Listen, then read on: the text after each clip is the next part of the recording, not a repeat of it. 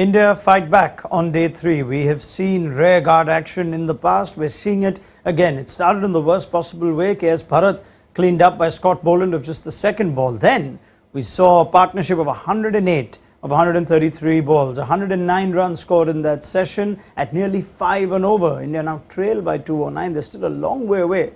But at least we have a conversation of some sort of fight and balance in this test match. On ESPNcricinfo Match Day, powered by Adidas, it's lunchtime on day 3. Sanjay Manjrekar's in the house, just you and me. As it is just Shardul Thakur and Rahane for now. We must start with what has made Rahane work and click, because this seems to be the Rahane story. Yes, absolutely, and you've got to feel very happy for him. He had a full first-class season, average over 50 in that. And then just to get the attention of the people that matter, the fans and the selectors, that, blazing performance at the IPL. So came back into the one-off test match for experience and batting on 80 odd. This is like, a brilliant comeback story. Technically just one thing, because I talk technique a lot in test matches because that becomes really the key aspect of any success. The Rahane of the old and the Rahane that we saw in this test match, just playing the ball very late, he is not pushed at one, and a lot of back foot play as well. That's the big change that I see from Rahane that we saw for a number of years before he was dropped. So how does back foot play help you last longer, deal with balls that the top order couldn't, given we did see him cash in on a lot of drives? So how does back foot play help? See, the common sense is that if you're a batter and there's a fast bowler bowling to you, and if you're asked whether you want a 22-yard pitch or would you want a 26-yard pitch, you would always want more distance between the bowler and yourself. So that is one advantage. You just get more time to react. You get a little more width because the further back you are, the angles get wider, and that's the reason Steve Smith is able to score freely. Travis Head too. Rahane didn't use the width as much. Just the fact that he kept his bat very still, and instead of playing the ball there about a meter ahead where it would have a little more venom, he played it about here. And of course there were a couple of times that he edged and was, but that was one change that I saw. I'm not saying that is the only reason that we see Rahane here. That he's backed himself and still batting shows that he's got plenty to prove. So this is a change in Rahane? Or have you seen this before, and the criticism of Rahane is that he doesn't have a number of scores back to back. You'll find him get 100 perhaps here, and then again maybe he'll have a run of poor scores. So is this a change that he's made? Yeah, on pure batsmanship, not sure about the big score and the run of low scores. Time will tell us. But just batsmanship, that is a noticeable difference. Earlier, a lot of Indian batters have got into this habit of getting onto the front foot. And Ajinkya Rahane was one of those guys who was always on the front foot, and then he was doing things from there. If you remember the old Ajinkya Rahane, a lot of hitting on the up, hardly ever looked in control, when he was playing those shots. In this innings, even when the drives that he's played, you'll see that he has only guided it. So maybe a learning that he had at the first class level, may have spent some good time with some coaches, where the gospel of his innings here, one could see was stay back, the trigger movement was back, but then not coming forward too much. Just wait for the ball to come to you, and if it's right under your nose, drive it. He hardly hit anything on the up. He wasn't reaching for the ball and was not trying to exert any power at all. And of course, one IPL shot as well to get to his 50. I mean, there is the pressure of winning an ICC final for a lot of batters, but does it help that there is also the pressure of his test career potentially with this innings? I think in a way you're slightly more relaxed. You've been dropped. You've been brought in, and now had this happen to Rahane, say after 30, 40 test matches, and he's 28 years old, then there is more pressure on comeback. But this is like almost something's been taken away from you, and you've been given another lifeline. So in a way, the pressure reduces, and you're thinking, one-off test match, let's see how it goes. But what happened prior to coming into this test match seems to have come into play. Runs at the first class level, I have found from personal experiences, never a guarantee to get runs at the highest level. I've gone out of the team, got truckload of runs, but back to test cricket, quality was completely different. So you had to bring your A game back in. Runs at the first class level, just to give you a nice feeling, but it's not really completely correlated to success at the highest level. So that was there for Ajinkya Rahane, but the main change that I see, and that has made a huge difference, is playing the ball late. In fact, in the coverage as well, we saw the strike points of all other Indian batters, which was right in front. Rahane was much closer to the stumps. 2 years back, he would be in that crowd of, meeting points. Yeah, you sense we could sense perhaps a few streaky shots yesterday. He got a bit of luck, the LBW of the no ball when he was only on 17. He's grown in control today, though, in the innings, greater sense of control, more bad balls seem to come to him, which perhaps he's earned. See, I'm not going to say that there has been a dramatic difference in the way Ajinkya Rahane has played. I'm saying between yesterday and today, that's all. Even yesterday and today. And I'm comparing the Rahane of old versus the Rahane of today. You see certain frailties still being there. He could have been out 2 or 3 times while getting to the score as well. So that is still there. Those vulnerabilities are still there. But I see a much more relaxed mind. I don't think he's that nervous and not putting too much pressure on himself. It can be traumatic for you as a batter if you are entrenched in the team and you've come to a stage where every innings will decide whether you'll get another test match. And that's how he's played. Yeah. Now, you've seen the worst that can happen. Dropped, from the test team. Got a one-off thing. It's not like, it's a 6-match series. And it's just come out. Mentally, he's looked better. Technically, a lot better. But I'm not going to say this Rahane is completely different from the Rahane that we saw a couple of years back. Very good from Ajinkya Rahane. Valuable runs, excellent innings. Sunny Gavaskar mentions many times that his best seems to come when there is a bit of a crisis, which I find interesting because we've seen that inconsistent run that caused him to be dropped, where Rahane, is it fair to say that he bats better when he's the premier batter there? Suddenly when there are 3 or 4 wickets down and he's batting with Shardul or batting with Jadeja or batting with the tail, as we've seen in some of his hundreds, that somehow brings the best out of him. When at times he's batting with a top order batter, that's when those patchy sort of scores tend to come and go. See, he bats generally at number 5. So there's always 2 or 3 wickets down and there is a crisis. It's a bit like VVS Lakshman, who batted in number 6. So it was always VVS Lakshman, the man in crisis. But Lakshman did it more consistently, more convincingly. I don't think Ajinkya Rahane can be called a player, a batter in crisis for India. In this innings, certainly. But there's another innings to go. The crisis has to be averted in a way that you go on to either draw the match or win the game. But this innings solely on the kind of odds that were there for Ajinkya Rahane to succeed, he's done brilliantly. But to call him a player in crisis, he's played the odd innings, but then that's been followed by a lot of low scores. That was the old Ajinkya Rahane story. Who knows, this new version that we saw in the IPL, we might see Ajinkya Rahane test batter 2.0. And maybe he'll carry this form into the second innings as well. We'll have to wait and see. There's absolutely no doubt that he's earned himself a new life in Test cricket as a result of what this score's already brewing. Occupational hazard, I find that interesting, of batting at 5. That you will invariably be part of crises more than Look at Misbah ul Haq and Yunus Khan and all those guys, always the batter in crisis. How did Australia bowl to him? Could they bowl any better? I wasn't thoroughly impressed with Pat Cummins, the captain.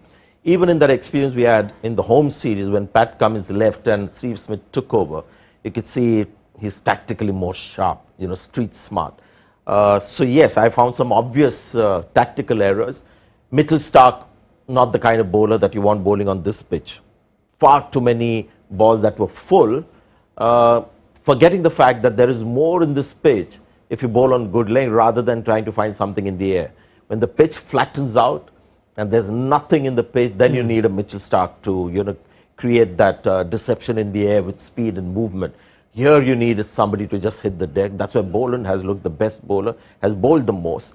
So I would have thought maybe 5 or 6 less overs of Mitchell Starc and 5 or 6 more overs of Nathan Lyon. Should have come in a lot earlier rather than just before lunch as you bring a part-time spinner. And maybe more of Cameron Green too. All right. The partnership, Shardul Thakur. Things just happened for Shardul Thakur. And full credit to him, this wouldn't have been a comfortable innings. He has a few body blows that he's probably attending to right now, but he finds a way. He's done a Pujara. The kind of fighting innings that we've seen from Pujara, especially in that famous Brisbane Test match that India won. A lot of body blows. I won't go into the technical aspect of why some of the Indian batters are getting hit so much while being on the front foot. That's not the story here. But you do want to at some point. No, I mean with Shardul Thakur, I'll spare in that. Yes, of course. Yeah, you have to just admire the fact that he 3 times he was attended to, but he wanted to be out there, and he's still out there.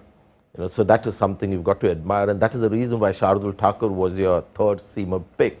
This was one of the main reasons, because what he does, he's got 250s at the Oval, and it's not a flash in the pan. He seems to do it quite regularly in foreign test matches. So well done to him. Yeah, 36 and counting, and yet again he's also got a bit of a reprieve. So Pat Cummins now could have caused a very different complexion to this game had he just kept his front foot back by an inch or so, or by a centimetre or so. Do you find this to be almost an abnormally large number of no balls in the test match? Yes, and I'm somebody who doesn't get too riled up or agitated with no balls, but I've got no some, balls. Okay. Yeah, with no balls, because I know Sunil Gavaskar sitting next to me, or somebody else, and they're right. I mean, they just sort of tear their hair out when they see bowlers bowling no balls, and even fast bowlers. A lot of fast bowlers, wonder why would you bowl a no ball? Because what advantage are you getting with 1 inch over? Rather be 3-4 inches back, and that has to be a sort of style of bowling. That has to be the thing, the template to bowl. So yes, couple of times that has happened. So Australia also, when you look at the bowling attack, a lot of ability, but couple of bowlers, Pat Cummins with his no balls, and not every ball has been Boland-like. Scott Boland has been the pick of the bowlers, and if Pat Cummins also realizing that there's so much in the pitch, had just kept it simple and not bowled the no ball, would have been a different story. 22 overs in this session. Does it tell us anything about the surface or the ball that run making seemed considerably easy in both innings at around this period? Manas Labuschagne fell in the 25th over, and then you had the big partnership between Smith and Travis Head. We've now had 22 overs, that's effectively overs 38 to 60. So again, does that tell us something of when the Duke's ball can be cashed in on? See, runs have been scored when partnership happens. Runs happen very quickly. But see what has happened during the course of the partnerships as well. There have been numerous occasions when there have been appeals, batter getting hit, almost getting out, umpire's call going in favor, or the batter catches drop. So it's not like, it's not like, you get a partnership, you get runs here. The partnership also needs to have a little bit of fortune to go with it. It's an interesting pitch. I have no idea what's causing the extra bounce that we see, and guys who get onto the front foot are finding it more difficult to handle than an Ajinkya Rahane or a Steve Smith or a Travis Head. Anybody who's on the back foot is managing that rearing up ball better. I don't know what's causing it, but that will continue to be in play. So how would you describe this then? Would you call it a good pitch to bat if you're in, or would you call it a challenging pitch because the odd ball is bouncing awkwardly? There have been catches, as you mentioned.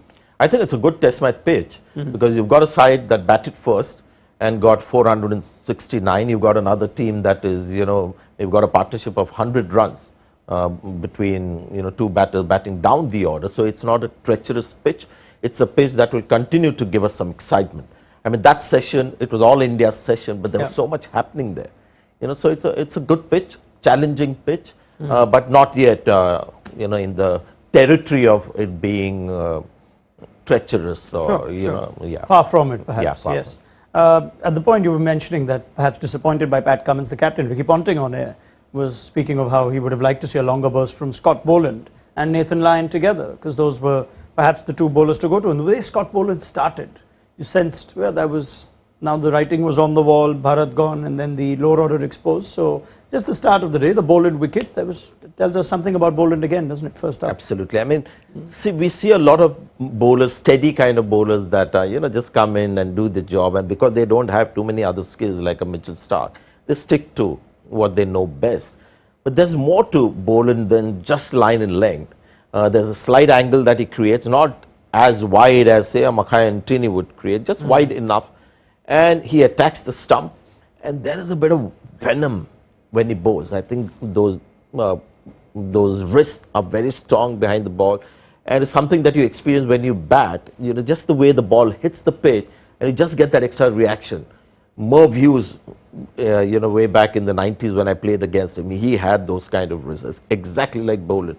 A tall guy, slightly wide, hit the deck, but every ball that he bowled, if you notice, there was lateral movement. Either there was a bounce, there was lateral movement, and that happens when somebody is really hitting the surface and extracting help rather than just sort of kissing the surface by releasing the ball. So there's more to Scott Boland than just coming in and bowling in the channel and waiting for the wickets to come. You'd like to see him start right away, I'm guessing. Absolutely. And in a way, you've got to say Pat Cummins has used him the most. I think he's bowled 16 overs. Yes, so that's the most any seamer as has many bowled. as Cummins. Yeah, so yeah, I'd like to see him bowl the most, and I'd like to see Cameron Green as well, given a role on this pitch to just be that guy who bowls on a length in the channel, keep Mitchell Starc for the second innings, and get Nathan Lyon in. Ajinkya Rahane has got out to spin a lot in test matches. Shardul Thakur might fancy a go against him. Keep him in the game as well. So I would go Scott Boland, Cameron Green, if Pat Cummins is up to it, and Nathan Lyon, get him to be one of your 3 or 4 main bowlers. Mitchell Starc, for the moment, you just keep him fresh for the second innings, you would think. Okay, fair enough. You would think India would want more of the same. However, it happens. They want this partnership to keep going. The deficit now, Sanjay, is 209. At what point does this remain a contest? Let's say a 70-80 run lead would still make India think, yeah, we're in it? Or is even 150, 160, it's a huge advantage forfeited? Yes, you just, sometimes you've got to just take out the runs, how the wickets have fallen, and just focus on what happens when the ball pitches on the pitch and disregard what the batter is doing. And you can see that the pitch has plenty to offer still.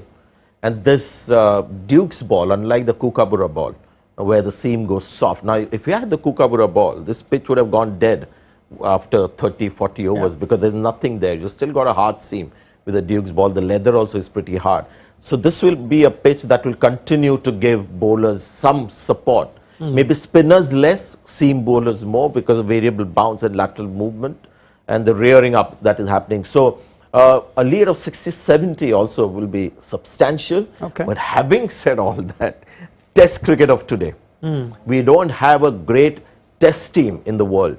We've got 2 best teams playing in this final, but we've had some great Test teams in the past. Yeah, dominant the Australians, ones, home and away. Yeah, with those guys, you didn't have a chance of coming back. Yeah. With India's bowling that you have, who can rule out maybe an Australian collapse? So it is possible. Yeah, it is possible. But as I said, 70-80 runs also will be substantial because this pitch is showing no signs of going to sleep. All right, let's take a breather. Sanjay Manjrekar, thank you very much. Exhaustive analysis from Sanjay, accurate on Ajinkya Rahane's excellent innings, and we'll have more from him as Rahane's 11 short of what would be a memorable Test 100 to just complete the story. So let's see if he and Shardul Thakur can extend on this partnership. Since the balance in the game depends on how deep this partnership goes. There's just the 3 outright seamers to come. So we pick up the conversation on where the World Test Championship final stands at tea time on day 3. Join us then for ESPNcricinfo Match Day powered by Adidas, and download the mobile app. There's plenty being written and said on the tournament as well as everything else that's happening from the world of cricket. You'll get the fastest scores as well on the ESPNcricinfo mobile app. So head to the App Store or Play Store and get it if you haven't got it already. We'll see you at tea time.